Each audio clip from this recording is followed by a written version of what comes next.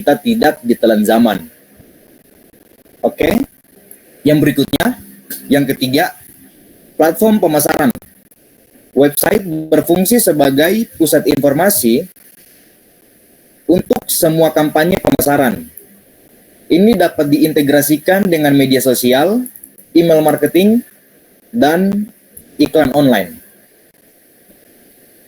Nah, teman-teman, selain untuk kredibilitas dan visibilitas online daripada toko kita atau brand kita nantinya, website itu juga memungkinkan kita untuk melakukan pemasaran, teman-teman.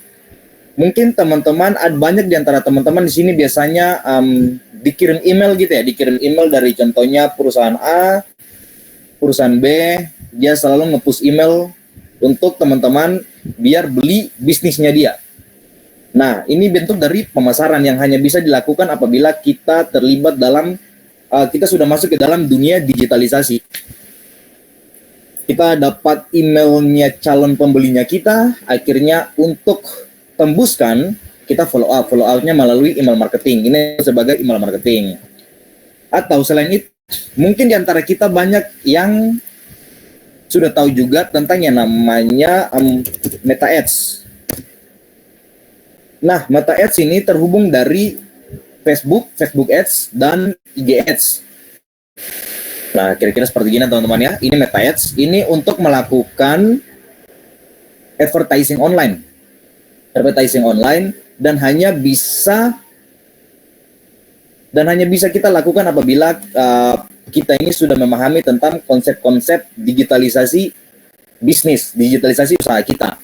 Makanya kenapa sebagai pelaku UMKM kita harus paham tentang platform ini, Meta Ads. Karena Meta Ads ini dia membantu dalam melakukan pemasaran di media sosial. Gitu ya teman-teman ya. Dan apalagi sih keuntungan website untuk bisnis UMKM saat ini? Nah, yang keempatnya adalah pengalaman pelanggan. Website yang baik memberikan pengalaman pengguna yang memudahkan pelanggan untuk menemukan informasi, melakukan pembelian, dan menghubungi bisnis. Nah, ini contohnya seperti kalau teman-teman tahu yang namanya Kompro, company profile. Nah, biasanya di company profile itu kan kita bisa lihat dengan jelas ya tentang bisnis-bisnis tersebut. Nomor-nomor yang bisa kita hubungi siapa saja, pembelian siapa saja. Sebagai contohnya teman-teman, saya mau ngasih satu contoh di sini. Bentar ya, ini nggak usah. Website apa ya? Coba saya cari tentang travel Bandung Jakarta contohnya. Kita cari travel Bandung Jakarta. Nah, di sini kita akan melihat nih banyak sekali website tentang travel ini.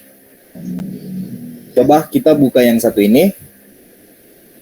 Nah, di dalam websitenya ini pasti akan tertera nomor untuk kita bisa menghubungi orang tersebut atau pemilik daripada toko tersebut, toko ini contohnya. Di sini kita bisa nanya, bertanya-tanya di sini, entah nanti disambungin ke WhatsApp. Nah, kalau ini kita disambungin ke WhatsApp nih. Gitu. Jadi, dengan adanya website, calon pengguna, calon pembeli kita itu dia lebih merasakan pengalaman yang baik gitu loh. Dia bisa bertanya langsung tanpa harus datang ke tokonya, dan dia bisa melihat barang-barangnya seperti apa, bisa meyakinkan dia benda yang dia beli ini baik atau tidak, benar atau enggak tokonya, seperti itu, dan lain-lain. Itulah keempat cara gimana, keempat bagaimana mengapa website penting untuk bisnis UMKM saat ini. Gitu ya. Terus yang berikutnya, yang kelima, mengapa website itu penting buat UMKM? Yaitu untuk konteks dalam analisis data.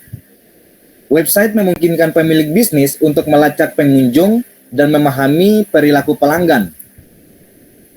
Data ini dapat digunakan untuk mengoptimalkan strategi pemasaran. Nah, seperti itu teman-teman. Contohnya seperti ketika saya masuk di dalam websitenya travel agency ini. Nah, ketika saya masuk di dalam travel agency ini, kemudian saya ingin bertanya-tanya. Belum tentu kan saya mau beli tiketnya, mungkin saya mau berangkat Desember gitu atau Januari. Tapi saya pengen tahu dulu nih, ada nggak tiket yang murah? Makanya saya harus riset. Kemudian saya nanya lanjut ke WhatsApp. Nomor WhatsApp saya teman-teman, itu akan disimpan sama adminnya. Kemudian nomor-nomor inilah yang akan di follow up nanti. Ketika contohnya kita memiliki potongan harga atau tiba-tiba ada cashback, diskon, dan lain-lain gitu. Itu nomor-nomor yang sudah pernah menghubungi akan dihubungi lagi. Tujuannya satu, agar orang-orang ini dia tidak terputus tali silaturahminya dengan agensi tersebut. Ini salah satu cara dari analisis data di dalam ranah UMKM. UMKM untuk masuk di dalam zona digital gitu ya. Kemudian, mengapa website penting untuk bisnis UMKM? Yang terakhir adalah dukungan untuk strategi SEO. Nah, dengan optimasi yang tepat, website dapat muncul di hasil pencarian sehingga menarik lebih banyak pengunjung secara organik. Nah, jadi seperti gini teman-teman. Kita kembali lagi ke yang travel. Antar. Nah, ini kan saya kan tadi tulis ya teman-teman ya. Travel Bandung Jakarta. Tapi biasanya kan yang muncul seperti gini nih, tiket.com. Ini kan perusahaan besar nih, City Trans, Redbus, kemudian Traveloka. Selain ini teman-teman, ada satu agensi kecil yang muncul di bagian paling atas. Dan siapapun ya teman-teman, entah saya ataupun teman-teman yang lain, mungkin kebanyakan dari kita, secara alam bawah sadar kita itu kita akan tekan pada halaman yang pertama kali muncul. Gitu kan teman-teman? Contohnya ini. Makanya tadi saya langsung milih ini, karena dia yang paling atas nih. Dan yang bisa membuat website kita sampai di pada kolom teratas seperti gini, itu yang disebut sebagai SEO. SEO atau Search Engine Optimization. Seperti gini ya teman-teman ya. Nah, strategi SEO ini yang bisa membuat website kita tampil di paling atas. Jadi ketika ada orang yang mau pergi kemanapun itu, dia tulis travel Bandung Jakarta contohnya, website kita akan muncul. Karena mesin Google udah membaca bahwa jika orang bertanya tentang travel Bandung Jakarta, udah pasti harusnya ke website saya, kayak gitu. Gitu ya teman-teman. Ini bagian daripada mengapa website penting untuk bisnis UMKM saat ini.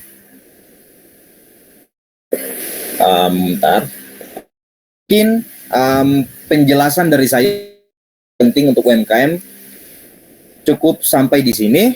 Selanjutnya dari teman kita mungkin akan menunjukkan beberapa praktikum dalam membuat websitenya. Oke, saya kembalikan kepada moderator. Terima kasih. Baik, terima kasih Pak Geras. Baik.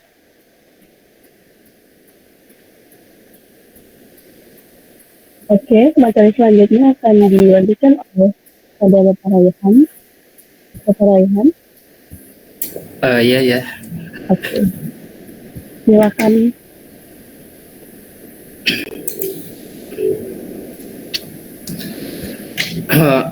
Oke, selamat sore semuanya. Di sini perkenalkan saya Rayhan. Di sini saya bagian untuk menjelaskan gimana nih cara UMKM itu produk-produknya bisa didigitalisasikan gitu. Secara langsung kan selama ini UMKM itu produknya banyak dijual secara offline di toko-toko dan semacam jenisnya. Nah, seperti yang udah dijelasin oleh Mas Asber tadi, bahwa halnya ada tuh yang masalah ada situs website ada yang jualan tuh melalui e-commerce yang lain terus live gitu kan, dan itu mungkin yang beberapa UMKM yang lain itu merasa kesaingi dan mungkin mengalami kerugian juga gitu kan. Nah, mungkin seharusnya untuk semuanya gitu kan, selaku UMKM harus mengikuti juga perkembangan zaman gitu. Zaman sekarang kan serba digital dan semacam jenisnya. Nah, di sini ntar saya bakalan sedikit PowerPoint gitu kan. Ntar.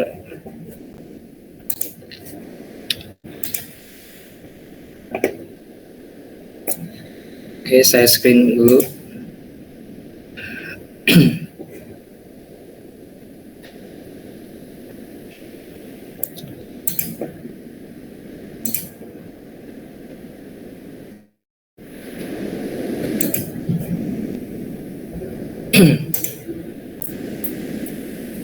Apakah terlihat? Lihat Kak. Oke. Nah, mungkin ada beberapa kita kalau mau buat untuk UMKM ya, khususnya sesuai tema kita menuju ke UMKM. Gimana sih cara digitalisasi produk-produk mereka gitu kan? Bukan berarti untuk digitalisasi hanya sebatas lokal saja, maksud itu pasaran lokal hanya di Indonesia saja, tapi dengan cara digitalisasi pasaran mereka bisa meluas, bisa keluar negeri dan semacam jenisnya. Nah, ada beberapa langkah gitu kan. Nah, mungkin untuk para UMKM itu mungkin untuk belajar ngoding dan semacam jenisnya butuh memakan waktu lama. Nah, di sini kita menggunakan beberapa ini platform gitu kan yang dapat digunakan para UMKM, bisa dibilang cepat untuk mereka untuk membuilding website mereka. Nah, contohnya di sini ada langkah-langkah buat website. Ada 3 platform. Ada 3 platform yang dapat digunakan para UMKM. Ya, mereka nggak perlu lagi mikir untuk ngoding susah dan gimana cara source code-nya dan semacam jenisnya. Nah, di sini ada 3 platform, yaitu WordPress, Wix, dan ini bukan pemilihan tema.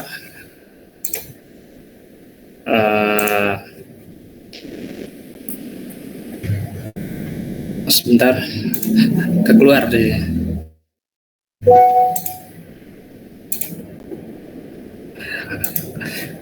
Sebentar ya.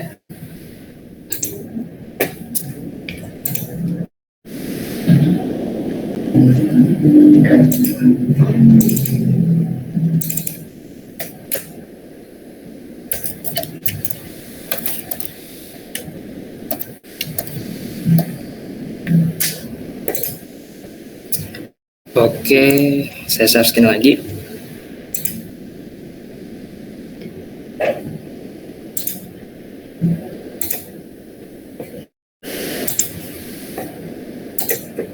Oke, nah di sini ada 3 platform yang dapat digunakan para UMKM.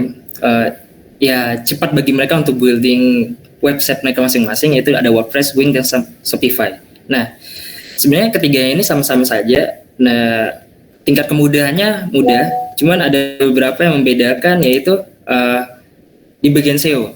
Nah, seperti yang sudah dijelaskan sama Mas Asbek sebelumnya, kalau SEO itu gunanya buat gimana caranya web kita itu cepat ditemukan oleh user. Nah, di sini ada WordPress, Wix, Shopify. Nah, dari ketiganya itu mempunyai kelebihan dan kekurangannya, tapi cara menggunakannya tetap sama. Dia menggunakan drag and drop. Nah, ya mempermudah para UMKM untuk building website mereka. Nah, tapi di sini yang kita gunakan itu WordPress. Kenapa WordPress?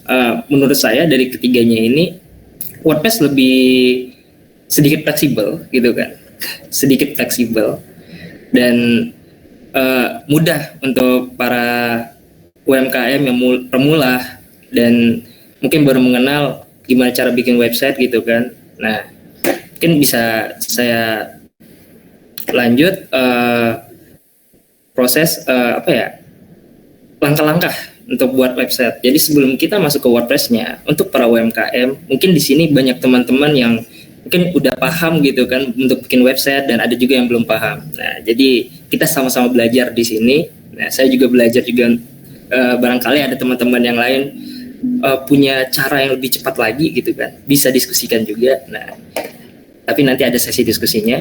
Di sini bahkan saya terangkan. Oke. Nah, Di sini ada langkah-langkah untuk membuat website. Nah, langkah-langkah untuk membuat website tadi kita menggunakan WordPress. Nah, di sini ada yang pertama itu kita menentukan nama domain dan hosting. Mungkin teman-teman yang lain ada yang nggak paham ya. Ini mau untuk yang nggak paham gitu kan. Apa itu domain? Nah, domain itu adalah alamat untuk website kalian. Contoh, alamat website, contohnya kita gunakan e-commerce. Kalau Shopee kan ada ketika kita klik Shopee di suatu website search engine Google kalian, di situ ada tampilan tuh Shopee. Nah, itu di atas itu alamat domain kalian. Anggapannya seperti ini. Kalau kalian ingin ke rumah seseorang, kalian butuh alamat dong. Nah, jadi domain itu cara kerja seperti itu. Dan kita membutuhkan hosting. Nah, hosting itu adalah tempat penyimpanan kita. Jadi website yang kita buat tadi kan ada foto, ada semuanya lah data-data yang kita masukin gitu kan. Nah, itu akan disimpan di dalam hosting, lalu dipublish. Nah, kenapa dipublish tadi harus hosting itu tadi? Ketika website kalian dipublish, disitulah website kalian dapat dicari oleh semua orang. Nah, oke, kita lanjut. Di sini ada penginstalan WordPress. Nah, nanti kita bakalan setelah kita menentukan nama domain, nanti kita bakalan coba untuk mencari nama domain gimana. Untuk teman-teman semua yang belum paham gitu kan, kita belum paham nih cara cari nama domain atau bikin nama domain. Nanti ada caranya sekilas gitu. Dan untuk mencari hosting itu banyak tempatnya. Tapi ada 2 contoh di sini, ada seperti layanan Niaga Hoster atau rumah web gitu. Tapi di sini saya gunain Niaga Hoster. Bebas. Ini hosting itu bebas dari teman-teman sendiri, mau di bagian apa, hostingnya mau di mana gitu kan, bebas. Tapi untuk pembuatan website, terutama kita di WordPress ya, karena di sini target kita UMKM, apa ya?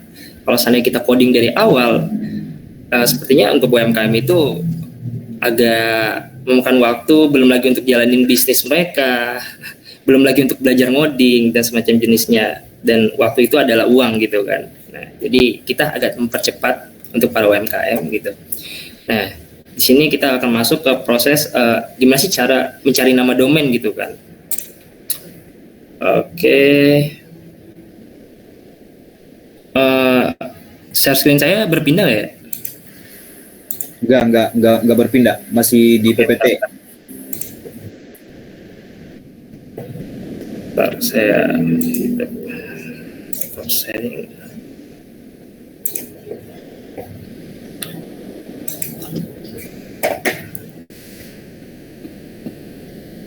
Oke, kita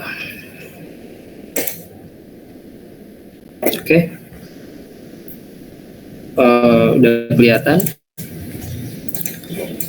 Oke, teman-teman bisa banyak tempat yang bisa teman-teman datangi buat ngecek domain gitu kan, domain apa gitu kan, banyak. Atau bisa langsung ke ini ya, ada kita punya apa sih, Indonesia itu punya apa ya, pengelola nama domainnya. Nah, di sini bisa kita untuk cari nama domain gitu kan, kita mau ngecek gitu. Nah, tadi udah masuk website kan, halaman ini bisa cek layanan, cari domain. Nah, di sini bisa ngecek teman-teman. Misal anggap aja domainnya apa ya? Kita coba apa ya kata-katanya, bebas sih, ntar. Coba iSmart. Layarnya masih di Google kan? Oh, masih di Google ya? Oke, Iya, bentar. belum berubah. Oke, maaf.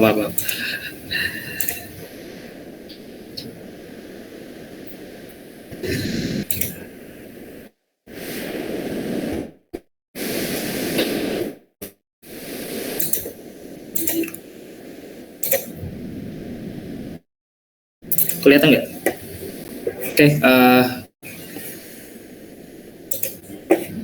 Oke, di sini rupanya nih kita ulang dari awal ya. Mungkin ada beberapa teman yang oke. Nah, search Google kalian bisa kayak contoh Pandi. Pandi itu pengelola nama domain Indonesia. Untuk teman-teman yang mungkin belum tahu atau baru tahu gitu kan. Nah, ini bisa jadi kayak ilmu baru untuk kalian gitu kan. Indonesia punya nama pengelola nama domain gitu kan. Biasa bisa juga kalian gunain di sini untuk ngecek nama domain yang ingin kalian bikin itu apakah udah ada digunakan atau belum gitu kan. Nah, kita cari domain. Nah, tuh kita cari apa gitu kan, seperti apalah nasi padang mat gitu, atau apalah nasi padang contohnya kan. Kita cari nih.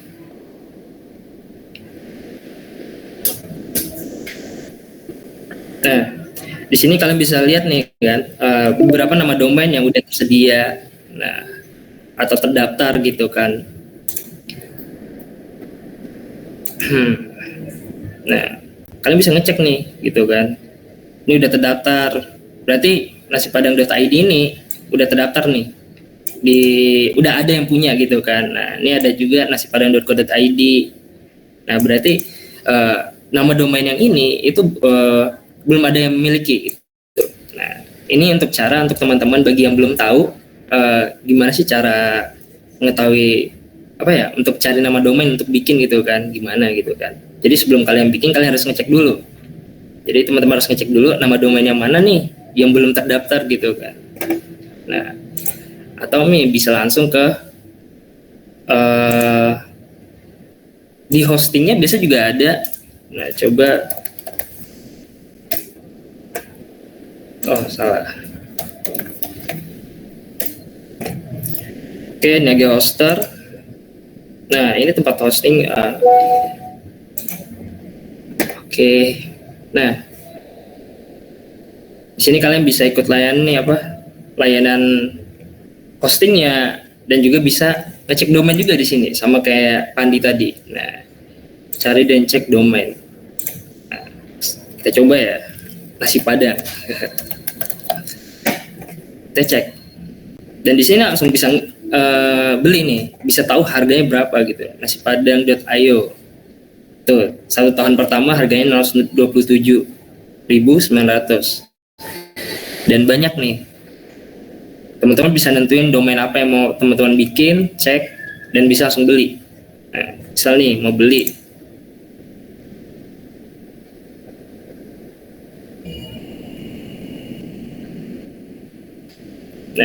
di sini bisa lihat kan, untuk 1 tahun kenanya 200, subtotalnya tuh 219.900. Nah, bisa mungkin kalau emang mau next lanjut, kita cek lanjut gitu kan, tapi nggak sampai beli.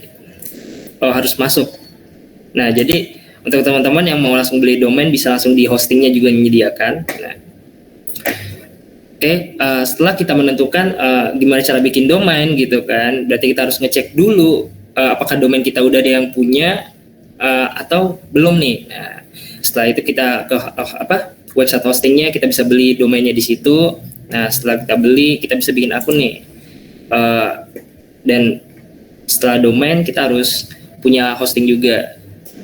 Nih, kita coba, kita cek.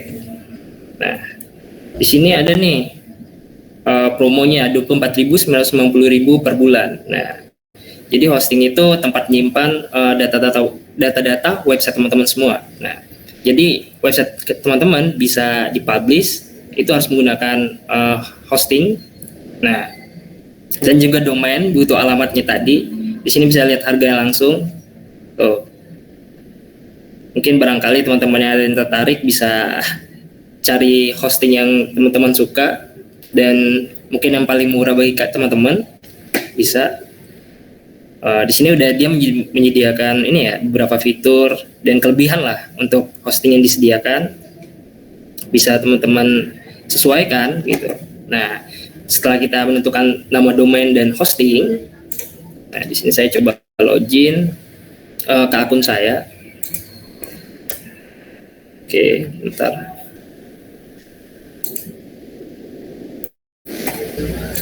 Coba saya masuk.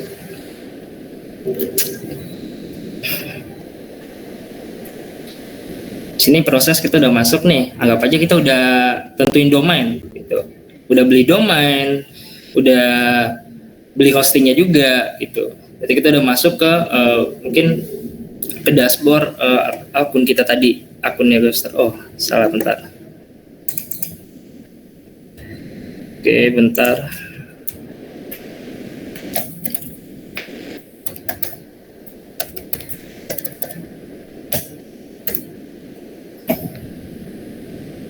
Cih.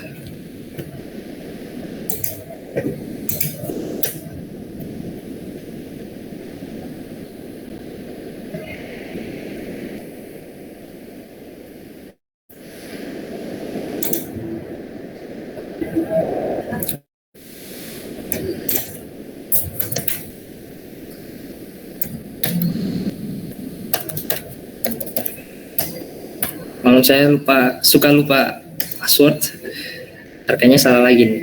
Tuh. Oke, bentar.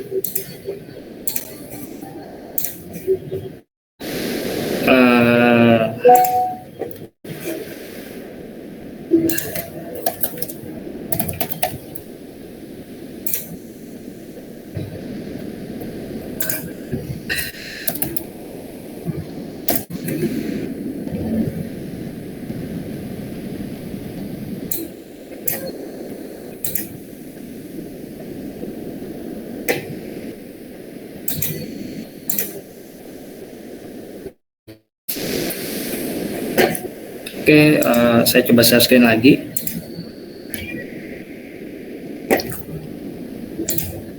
Oh ya, untuk teman-teman mungkin kalau ada pertanyaan bisa tulis di komen.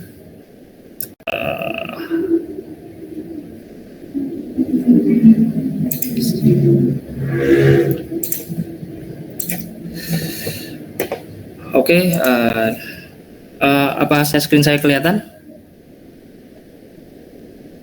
Kelihatan. Oke, kelihatan. Ini buat tampilan setelah kita masuk dari akun Niaga Hoster tadi. Nah, di sini tuh anggap aja nama domain yang udah teman beli tadi, udah langsung masuk ke hosting akun hosting kalian tadi, Niaga Hoster. Kalau saya Niaga Hoster ya. Nah, di sini saya ada punya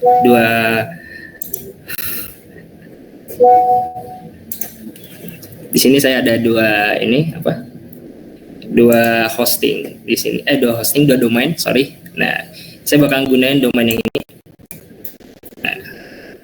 Nah, gimana sih cara nginstal WordPress-nya gitu? Nah, setelah tampil halaman seperti ini, udah teman-teman beli domain, beli hosting. Nah, di sini bisa dilihat kalau hosting apa yang udah kita beli tadi bakal masuk ke sini domain yang kita beli bakalan tampil domainnya gitu kan, nama domainnya. Nah, hosting nih, jika kita udah beli hostingnya bakalan tampil seperti ini nih. Nah, untuk masuk ke WordPress, untuk gimana kita nih untuk buat webnya tadi, kita bisa klik nih single web hosting. Nah, oke, single web hosting, kita coba add website. Nah, di sini ada pilihan nih, mau MT PHP atau HTML atau hosting website builder gitu kan, hostinger website builder atau WordPress. Nah, karena kita mau custom sepuas hati gitu kan, sesuka hati teman-teman semua. Nah, kita pilih WordPress. Oke, di sini coba WordPress admin email. Jadi ini gunanya buat teman-teman kalau mau masuk ke WordPress dashboard teman-teman gitu. Nah, tulis aja email teman-teman atau apa. Nah, sini saya coba password saya. Oke. Next.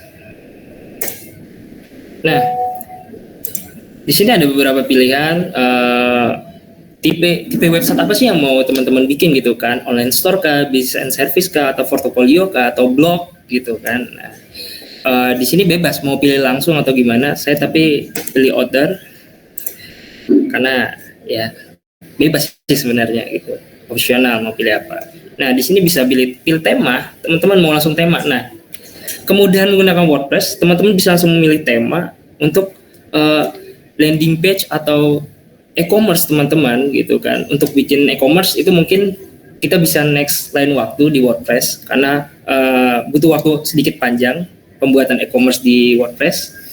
Nah, di sini kita coba untuk bagaimana nih supaya UMKM bisa membranding produk mereka gitu. Mungkin kita sesi hari ini tuh bisanya menggunakan landing page.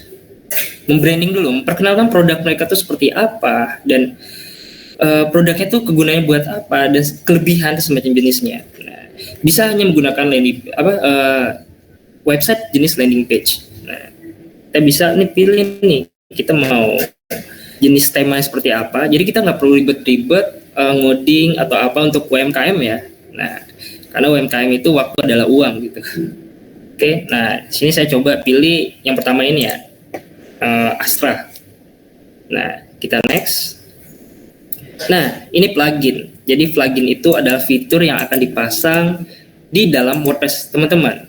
Nah, teman-teman bisa langsung all-in SEO, all-in one SEO. Ini SEO ini bisa teman pasang dan mungkin mau ngedit bisa juga nih ada yang biasa saya install Elementor. Nah, Elementor, sorry, kita ulang. Oke, ini Elementor nih. Jadi Elementor ini website builder. Jadi teman-teman bisa mengcustom website teman-teman yang dari WordPress sesuka hati, sepuas mungkin, tanpa harus ngoding gitu. Nah, jadi ini sangat mempermudah untuk para UMKM untuk membranding produknya melalui website gitu. Oke, nah di sini kita harus masukin domain pada website kita tadi. Kita masukin gini kan, karena saya mau gunain Mr. More .online kita bisa. Nah, untuk teman-teman jangan niru seperti ini ya. Domain itu bisa teman-teman misal buat e-commerce gitu kan, nasi padang atau apa gitu kan, mungkin rumah nasi padang kayak tadi kan, nasi padang. Nah, harus seperti itu. Jadi targetin tuh nama website itu menyediakan apa gitu kan, mungkin real estate gitu kan, atau apapun gitu. Nah, jadi ini saya anggap aja nih saya gunain ini domain saya. Nah, teman-teman harus menyesuaikan ya nama domainnya dengan yang udah dibeli tadi gitu kan. Misal untuk rumah makan Padang mau didigitalisasikan bisa, atau kafe, atau mungkin jual baju gitu kan bisa, tapi harus digitalisasikan nama domainnya sesuai dengan produk apa yang dijual, supaya mempermudah teman-teman mempermudah untuk para user gitu kan yang berselancar di Google dan semacam jenisnya, gampang untuk ketemu gitu. Nah, di sini kita harus ngisi country di mana kita Indonesia. Oke, next. Nah, kita lagi installing WordPress. Kita tunggu. Cara ini tuh sedikit singkat gitu, simple. Karena baik lagi, tujuan kita tadi untuk UMKM. Nah, ada fakta yang menarik tentang UMKM. Jadi UMKM itu mungkin orang berpikir UMKM itu hanya bisnis kecil yang di segelintir masyarakat kelas menengah atau kelas ke bawah gitu kan. Hanya sebatas itu yang orang tahu. Tapi nyatanya UMKM itu yang sebagai pondasi perekonomian dari segi pajak dan semacam jenisnya, dan juga pondasi juga untuk bagi orang-orang lain atau masyarakat yang lain yang untuk mencari kerjaan. Nah, mungkin contoh nih, jual bakso gitu kan. Nah, ya dia hanya jual bakso gitu kan. Tapi dia pasti butuh karyawan dong untuk bantu dia kalau banyak pelanggan. Nah, jadi tuh UMKM itu sangat dibilang tuh pondasi utama perekonomian. Nah, karena UMKM itu bisa membantu untuk masyarakat yang lain mendapatkan pekerjaan, bisa juga bisnis bagi yang miliki gitu kan, keuangannya gitu kan. Jadi UMKM itu nggak bisa dipandang sebelah mata gitu. Ya, bayangin banyak bisnis besar-besar dan UMKM hanya sedikit gitu. mungkin angka pengangguran itu bakalan banyak gitu. Oke, kita tunggu dulu. Kita teman-teman. Pak Tony. ya. Ini waktu panggilannya ntar aja udah mau habis, jadi kita langsung pindah ke link berikutnya yang sudah Bapak Geras ketik. Ini bentar, mungkin butuh sedikit waktu lagi karena dikit lagi selesai. Silahkan ya. Ya. Makasih ya Mbak Caca. Oke, kita cek. Ini buat Elementor tadi yang udah kita install pluginnya, bisa kita klik silang aja. Kita tunggu lagi loading ya. Halo, maaf Fam. Ya. Iya, mungkin sambil tunggu instalasinya selesai, kita geser aja dulu kali ya di link sinatan.com. Udah nih, instalasinya udah selesai. Ya, maksudnya tinggal. Ya kan benar.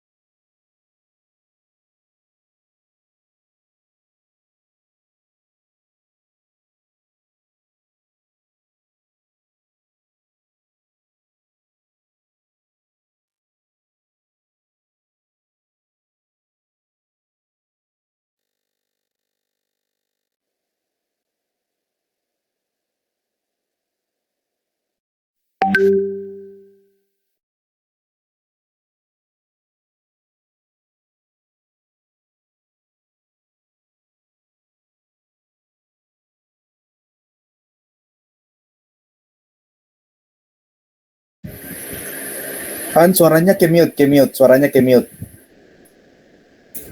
Sorry. Oke, kita lanjutin lagi ya. Sedikit lagi juga karena udah waktu juga. Udah waktunya. Oke, di sini kita udah masuk ke halaman dashboard. Nah, di sini dashboard dari ini kita ada ya WordPress yang udah kita install, udah kita building, kita mau pakai apa gitu pluginnya. Nah, di sini mungkin sedikit perkenalan gitu kan. Nah, di sini ada page. Nah, page ini gunanya bisa buat teman-teman kalau memang mau bikin tampilan halaman yang sesuka hati teman-teman. Nah, tapi kita ini nanti karena ini sedikit memakan waktu gitu. Jadi kita menggunakan tema. Nah, kita gunakan tema. Nah,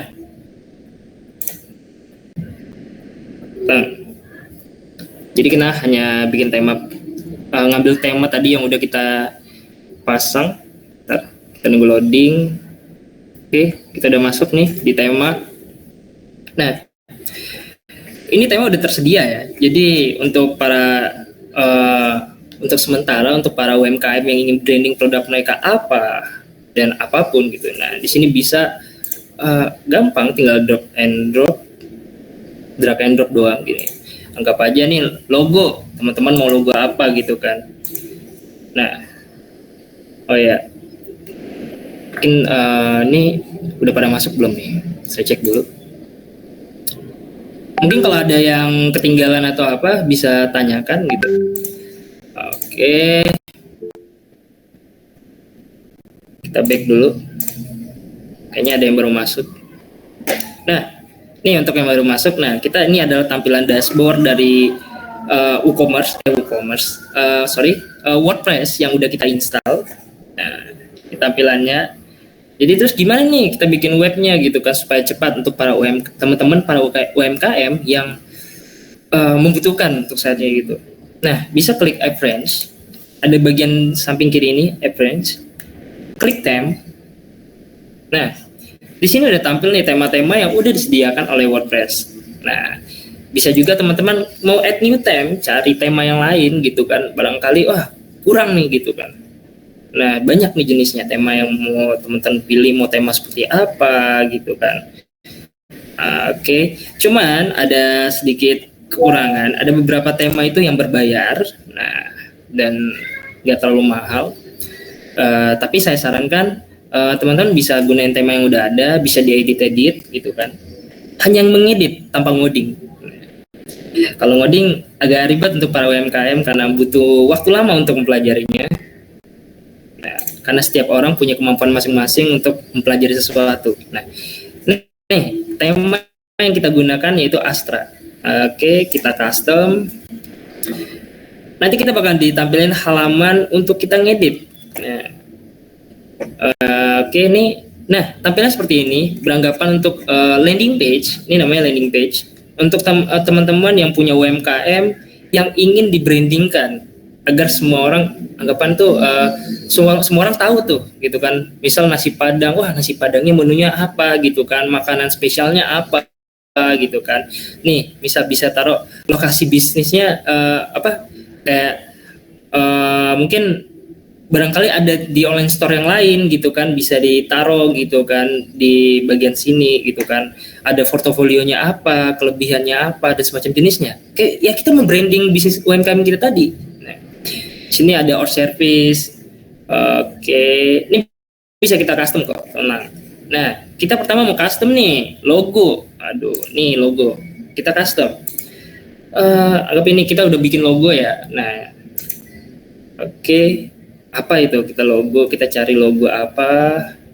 Saya coba cari, anggap aja mana ya logo. Bentar, saya terlalu banyak gambar masalahnya. Anggap aja kita gunain logo ini ya. Ada logo yang namanya Fapmart. Anggap aja suatu toko gitu kan. Nah, ada logo. Logo itu terpisah ya, teman-teman sendiri yang bikin gitu. Nah, sebenarnya bisa aja di sini bikin. Kita bikin aja coba ya. Seharusnya bisa nih. Kita edit, change logo. Nggak bisa. Dia harus ada yang satu lagi tuh, Elementor namanya. Nah, Elementor itu kita bisa sepuas mungkin mau obrak-abrik gitu kan. Nah, jadi kita remove dulu, kita select logonya pakai logo ya tulisan apa aman. Oke, skip crop. Nah, gede kan, kita bisa kecilin logo width tuh ya. Teman-teman untuk yang mungkin membutuhkan web UMKM gitu bisa cuman sekedar ngerubah sedikit gitu tanpa harus ribet ngoding ya. Barangkali ada yang tertarik ngoding gitu kan, mungkin ada di lain waktu kita bakalan bikin webinarnya gitu. Nah, untuk bagian ini kita bisa nih tuh ya, ini simpel sih menurut saya. Seharusnya teman-teman semua tuh gampang lah untuk memahaminya. Nih, bisa disetting. Ada yang berubah? Enggak.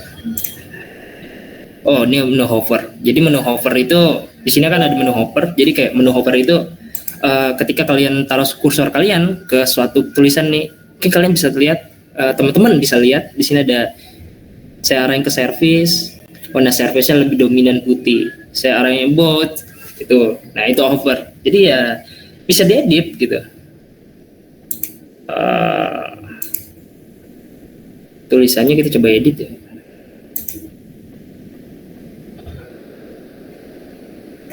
Oke, kita coba publish saja. Ada tempat yang edit yang lebih gampang lah. Wah, masih berubah. Belum saya publish. Oke.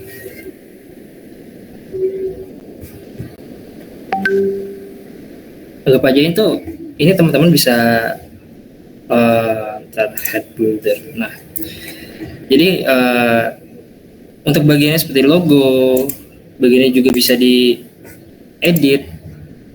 Tuh, dia udah otomatis kalian edit, teman-teman bisa ngedit bagian ini namanya navbar. Nah, dia udah seperti udah fiturnya itu udah kayak kita klik udah ke bawah, udah terarah gitu kan. Tinggal edit kata-kata dan semacam jenisnya gitu. Untuk ngeditnya kan bagian ini tadi, ini kan bagian logo ya, site title logo. Kita fokus dengan bagian ini. Nah, mungkin ada bagian yang mau kita edit lagi. Ingat header itu bagian atas ini. Nah, kita coba page. Ini untuk single page biasanya ada di e-commerce, sidebar, custom, tuh. Nah, sidebar kita coba.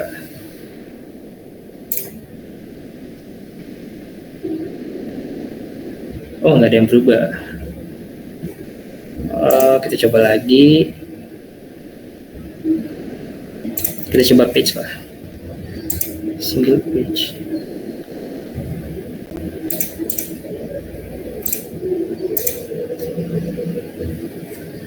Nah, kita coba pakai ini ya, Elementor ya, karena di sini masih terbatas dan agak terbatas itu yang agak menyusahkan. Kita coba cek page. Nah, ini udah tersedia ya, ada home. Kita coba edit. Nih, setelah kita edit, kita mau ngedit ini. Di sini ada tampilan edit with Elementor. Ingat paling atas, kita klik. Nah, ini kita masuk ke bagian edit. Oke, kita udah masuk bagian untuk ngedit di Elementornya. Nah,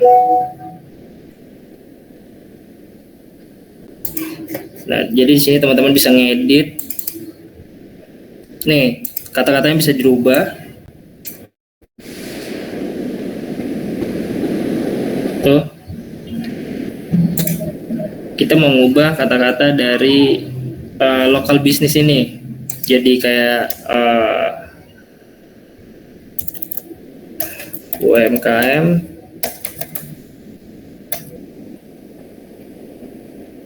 Tuh, terus bawahnya mau kita klik apa, nasi padang gitu kan, nasi padang.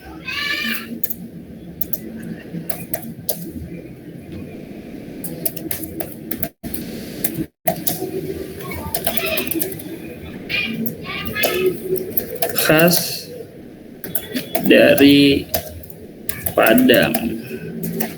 Nah, di sini teman-teman bisa ngedit langsung. Oke, coba kita. Bagian edit itu ada di bagian bisa di Elementor sesuai bisa leluasa. Kita coba klik. Nih, untuk bagian ininya bisa dirubah juga online store mungkin.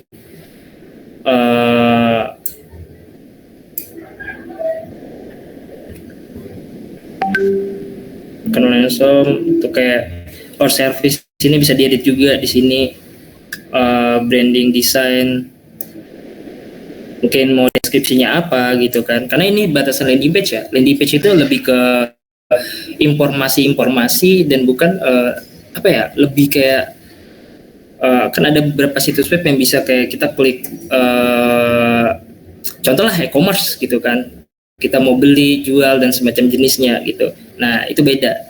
Itu kita butuh sedikit waktu yang agak panjang untuk membuatnya. Nah jadi ini sebatas landing page. Nah landing page itu cuman tampilan ini doang, tampilan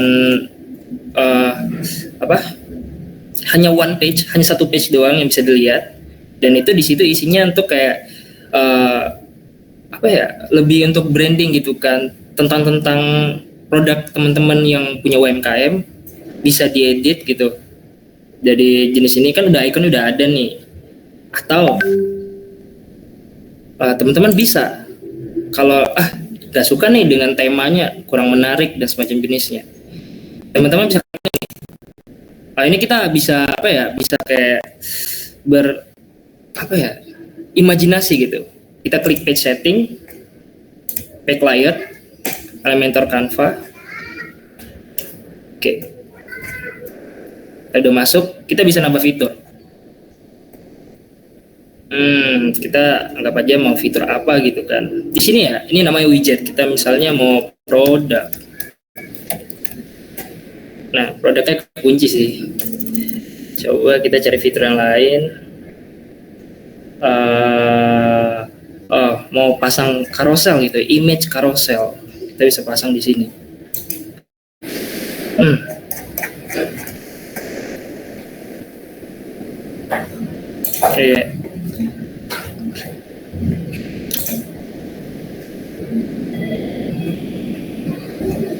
Buat tampilan seperti ini nih, ini hanya landing page ya.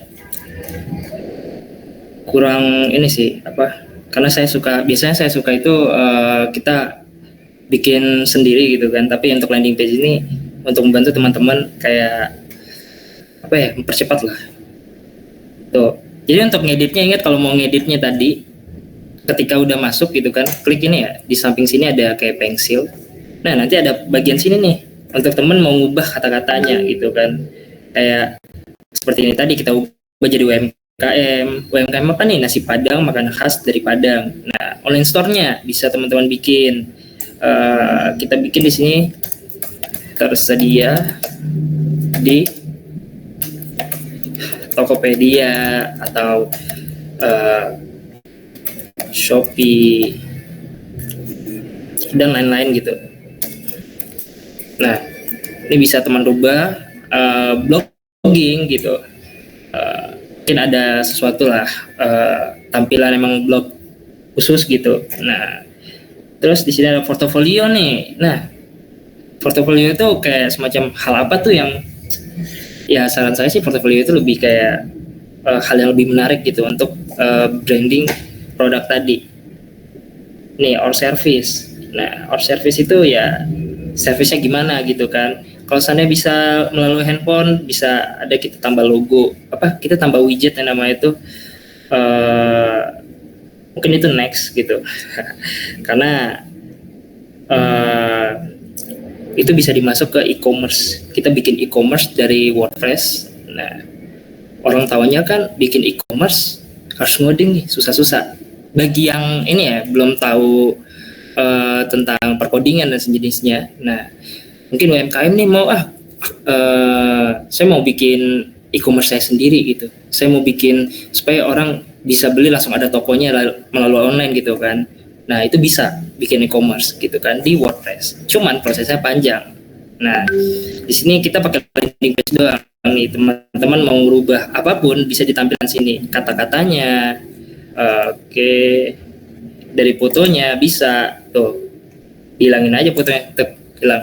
Mau tambah foto apa gitu kan bisa. Dan ya ini sekedar landing page ya untuk branding doang. Nah, mungkin next kita punya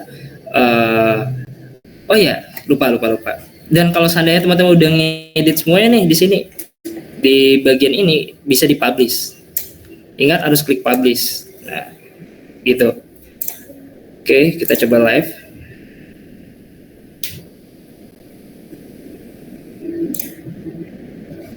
Nah, karena hanya nih Ini kalau teman tahu ini fitur SEO-nya. Jadi fitur SEO itu udah menyediakan nih ranting dari website tadi yang kita bikin tadi berapa gitu kan. Nah, 23/100. Ya karena kita hanya landing page. Kalau e-commerce, kalau kita bikin e-commerce itu bisa dia 95/100. Nah, itu ya berarti beranggapan tuh untuk halamannya itu udah menarik gitu kan. Nah, jadi apa ya? Untuk landing page itu ya mungkin teman-teman terlihat simple dan semacam jenisnya. Mungkin kalau ingin lebih menarik lagi, next kita bakalan bikin cara bikin e-commerce. Nah, menggunakan WordPress. Dan teman-teman juga bisa ikutan juga bikin gitu kan. Nanti kita bisa gunain, nggak perlu teman-teman untuk belajar harus beli hosting, beli domain. Nah, teman-teman bisa gunain WP lokal. Nah, jadi WP lokal ini ntar saya coba klik dulu. Saya ke website. Nah, jadi untuk teman-teman yang pengen coba-coba nih, pengen belajar WordPress nih gitu kan, tapi malas beli hosting gitu kan, takutnya ya kita nggak tahu kan, apa ya, uang itu orang berpikiran terus gitu kan, mau belajar makan biayanya gitu kan. Teman-teman jangan ini, bisa pakai local WP. Jadi local WP ini dia otomatis simple, tinggal install doang. Ini bisa teman-teman gunain buat bikin belajar WordPress. Nah, belajarlah otak-atik kayak ngedesainnya gimana. Nah, cuman barangkali ada yang merubah tuh plugin itu, kita gunain plugin yang namanya ada tadi Elementor. Ini plugin Elementor. Nah, plugin Elementor ini sedikit berbayar. Nah, jadi berbayaran apa? Kita mau bikin e-commerce nih. Nah, Elementor ini menyediakan kayak kita tinggal tarik doang gitu kan. Kita kepingin tampilan seperti kayak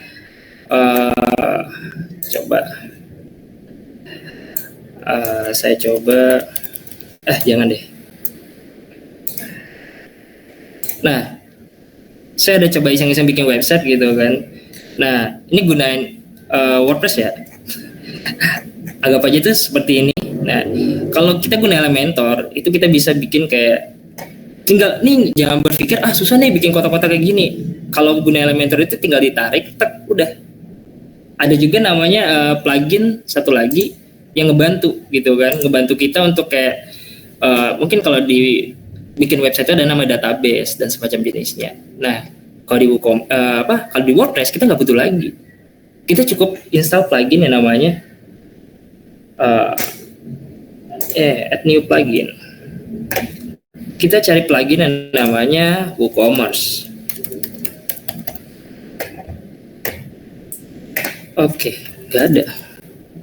Oke, salah tulisan. Nah, bukan WooCommerce yang ini. WooCommerce.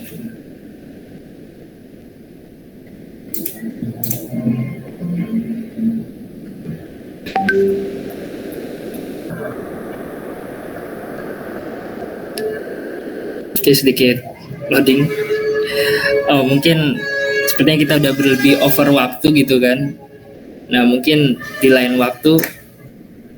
Oke, nah saya jelasin sedikit tentang WooCommerce. Jadi mungkin next itu bakalan bikin gimana caranya bikin e-commerce. Tadi plugin tadi cuman landing page ya. Landing page cuman simple ya, cuman satu halaman dan ya cuman segitu doang. Cuman tinggal edit doang gitu kan. Nah, mungkin barangkali teman-teman yang punya UMKM yang kepengen, saya mau naik standar website saya mau bikin ada e-commerce-nya gitu kan, kayak tampilan kayak seperti Shopee, Tokopedia dan semacam jenisnya. Nah, teman-teman bisa mungkin kita next bakalan coba bikin e-commerce sendiri gitu kan.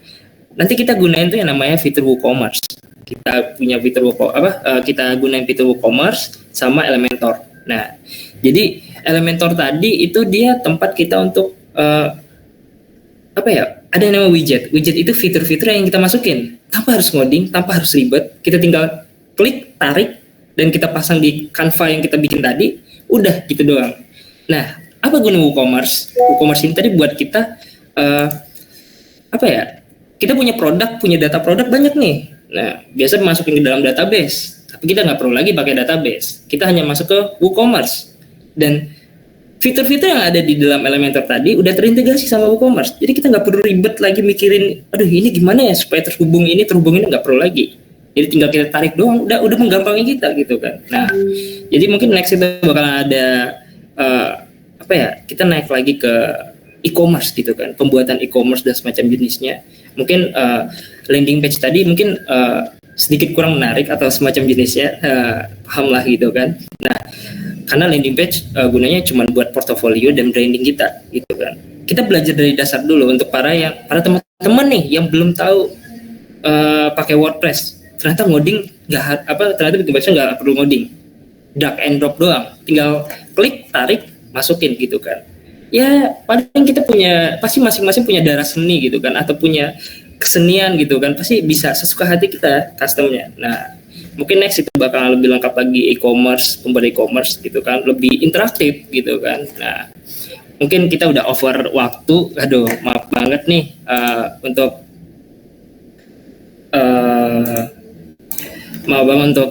Mbak Caca nih gitu. Tes. Iya Kak, nggak apa-apa Kak. Oke. Mungkin kita sebatas itu dulu kali ya untuk landing page dulu kita gitu. Nanti mungkin ada next lagi nih Kak Nazwa untuk kayak e-commerce gitu, kita bikin e-commerce nih karena e-commerce itu lebih interaktif dan kayak para UMKM tuh wah saya punya sendiri nih e-commerce gitu kan. Nah bisa dipamerin gitu. Nah mungkin segitu aja nih Mbak Nazwa. Oke, thank you ya untuk semuanya. Mungkin memboskankan dan semacam jenisnya, mohon maaf mungkin ada salah kata dan sejenisnya, mohon maaf. Mungkin ada pertanyaan atau ajuan pertanyaan bisa klik di komentar gitu. Saya kembaliin lagi ke Mbak Nazwa gitu. Oke, baik. Sebelumnya terima kasih kepada Kak Raihan dan Kak Grasbeck. Kali ini kita akan membuka sesi tanya jawab ya. Saya akan memberikan kesempatan bagi kalian yang ingin bertanya boleh langsung raise hand atau langsung on mic, atau kalau bisa malu kalian boleh langsung tanya di kolom chatnya aja teman-teman. Jadi kalau misalnya mau nanya boleh disebutin namanya dulu sebelum ngajuin pertanyaan. Baik, dipersilahkan kepada teman-teman yang ingin bertanya. Kalau nggak ada, nanti saya yang bertanya, boleh ya Kak Raihan ya? Boleh. Itu selagi masih dalam lingkupan materi kita hari ini ya.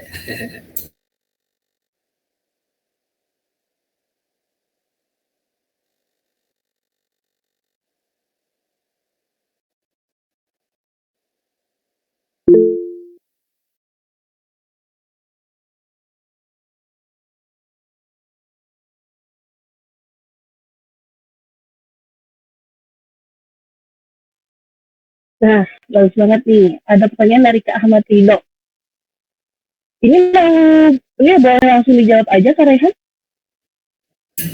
Oke, kita coba jawab ya. Di sini pertanyaan, apakah ada kendala yang akan dilakukan yang akan pelaku UMKM hadapi ketika mendigitalisasi UMKM? Kendalanya tadi ya untuk belajar gitu. Mungkin belajar itu butuh waktu nih. Nah, kenapa saya sebut kendala belajar gitu? Nah, kita belajar untuk contoh tadi kita gunakan WordPress ya.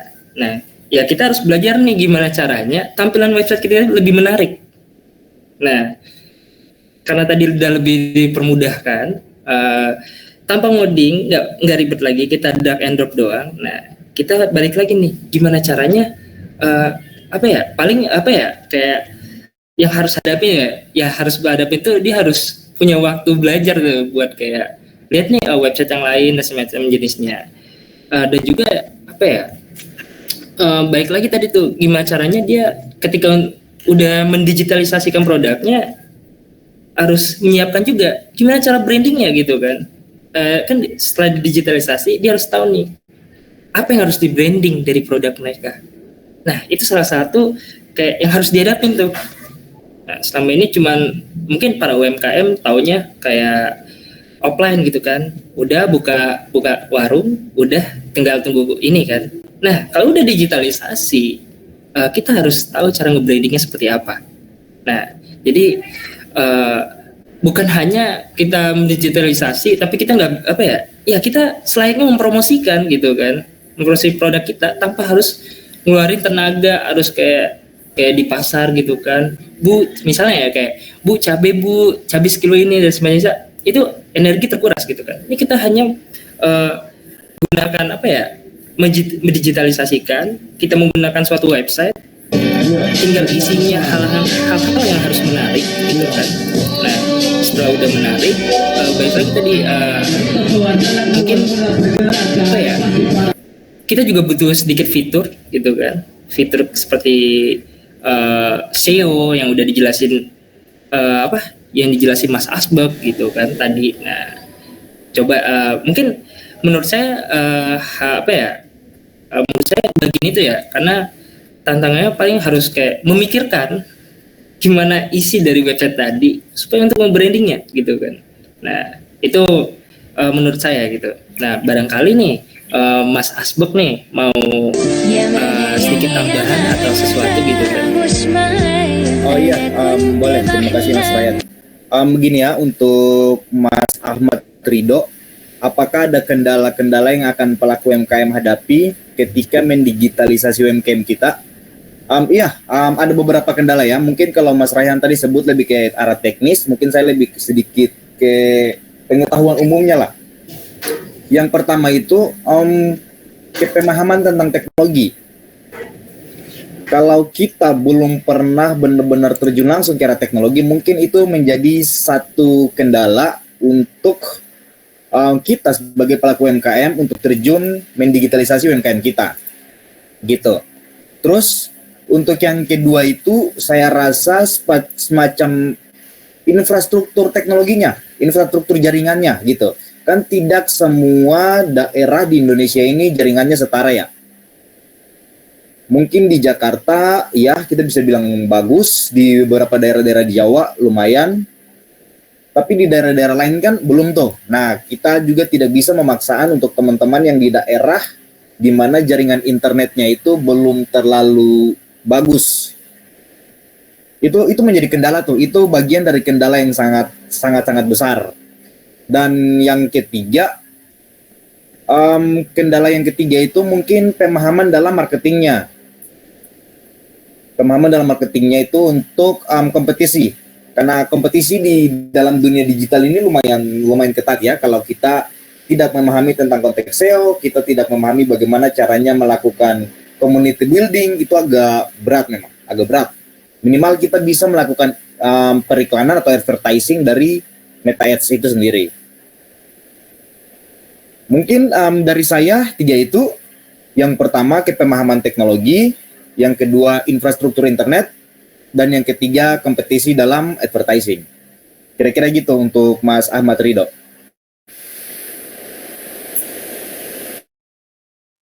Baik, Pak Ahmad Ridho. Ahmad Ridho. Oke. Ya. Kita kasih lagi dua pertanyaan bagi yang ingin bertanya. Bagi adik yang ingin bertanya, silakan langsung saja raise hand atau chat di kolom chat. Kalau teman-teman yang mau bertanya malu sambil ngomong, mungkin bisa lewat kolom pesan, diketik gitu aja, nggak apa-apa. Kita pasti respon pertanyaan terkait advertising, terkait WordPress atau digitalisasi UMKM. Oke, ada pertanyaan nih.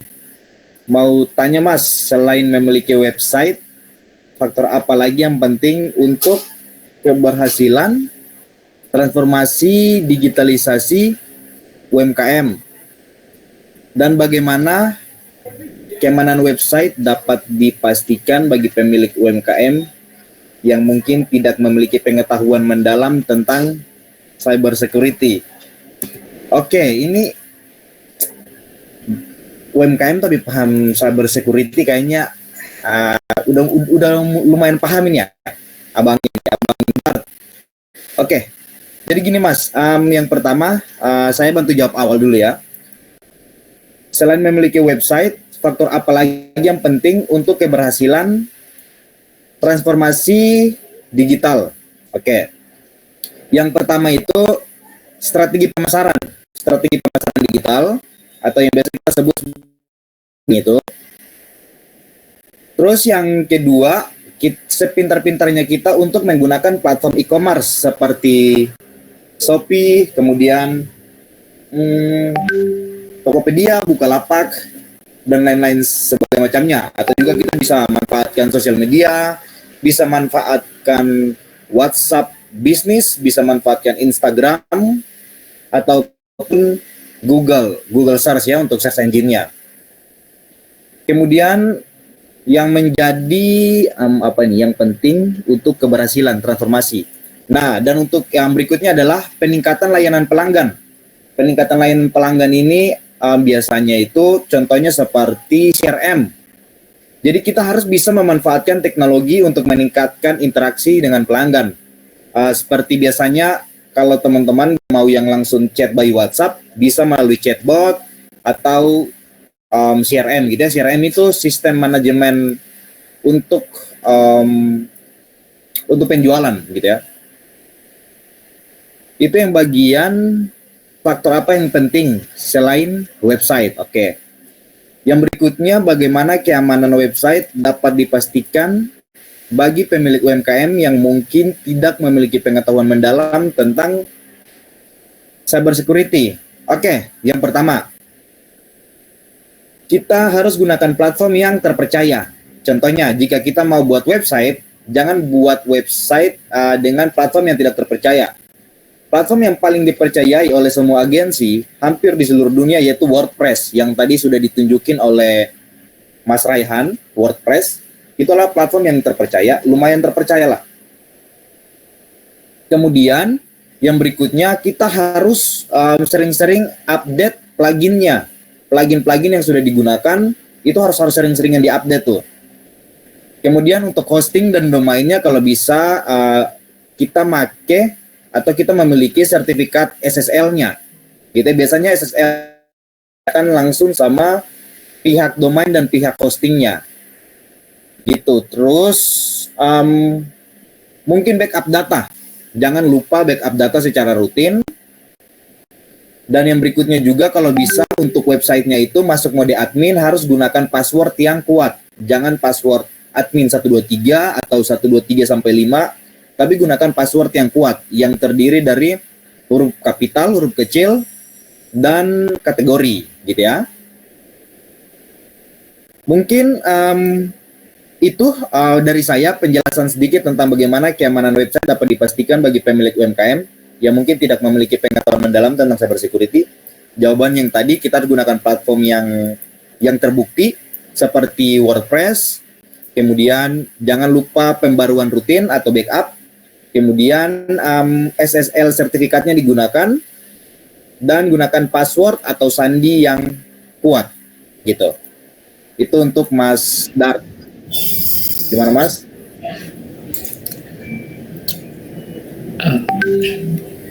Atau Raihan ada tambahan? Ada sedikit tambahan, ada beberapa gitu. Nah, mungkin tadi dari ini ya, dari pendapatnya Mas Garsberg gitu. Nah, ini pendapat dari saya. Jadi kayak faktor penting untuk keberhasilan transformasi digital UMKM. Nah, jadi tuh di sini kita tuh harus kita butuh kayak promosi tadi yang seperti Mas Akbar bilang. Nah, jadi selain kita website tadi yang kita buat itu hanya adalah fondasi online. Nah, jadi faktor yang penting tadi itu kita harus branding tadi bisa keberadaan di media sosial. Nah, apa guna media sosial? Tempat kita promosi. Jadi website tadi yang kita bikin itu fondasi online.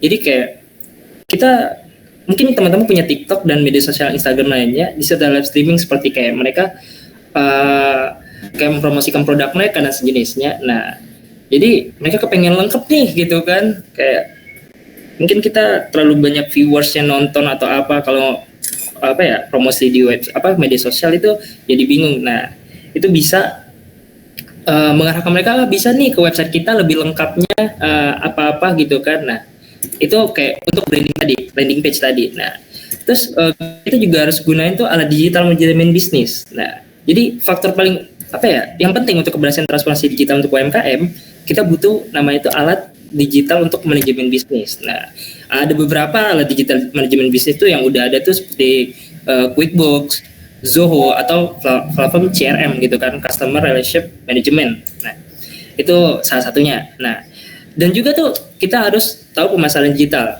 Kita membutuhkan yang namanya teknik tadi yang seperti udah dijelasin di awal-awal, ada namanya SEO, Search Engine Optimization.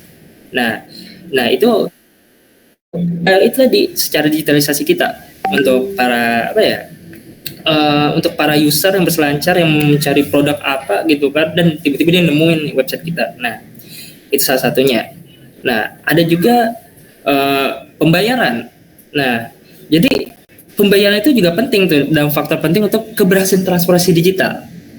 Jadi ketika mereka mau beli tuh nih pembayaran apa nih, harus cash nih ya, percuma kita harus datang ke toko offline nih. Nah contohnya nih sekarang kita udah banyak namanya ini ya scan QR, kita bisa juga pembayaran melalui e-wallet seharusnya. Nah itu salah satu faktor untuk penunjang digitalisasi tadi. Nah terus ada juga yang namanya customer support ya. Nah jadi di website kita tadi kita harus masukin website atau di media sosial manapun harus ada yang namanya customer support. Pelanggan itu selalu ingin bertanya. Nah hal itu yang dibutuhkan gitu kan, itu salah satu ini ya apa faktor penting untuk keberhasilan transformasi digital. Emang sedikit agak banyak gitu. Nah mungkin juga sedikit belajar kita untuk menganalitik data-data gitu kan, selama apa ya contoh nih kita jualan produk nih, wah produk apa nih yang sering terjual gitu kan. Nah kita harus analitik juga datanya tadi. Nah mungkin produk ini harus kita kurangin, produk ini harus kita perbanyakin, atau produk ini harus kita lebih brandingin supaya laku dipromosi atau sejenisnya. Nah, kita butuh juga namanya data analitik. Nah juga ada tadi pertanyaan tuh dari Mas Dart tuh cara memastikan keamanan website tadi. Nah, bagi UMKM, kita kebetulan menggunakan WordPress. Nah, jadi salah satu untuk mengaman tadi WordPress kita supaya aman dan ini nggak terlalu ribet untuk para UMKM. Aduh, keamanan nih harus belajar, harus tahu Linux, tools dan sejenisnya, nggak perlu. Yang harus diperlukan gitu, hal yang pertama kita harus memilih hosting yang aman. Nah kita harus tahu nih semua hosting itu aman, cuman kita harus lebih ini lagi, lebih apa ya, harus lebih ini lagi apa mendalam lagi mengetahui tentang hosting.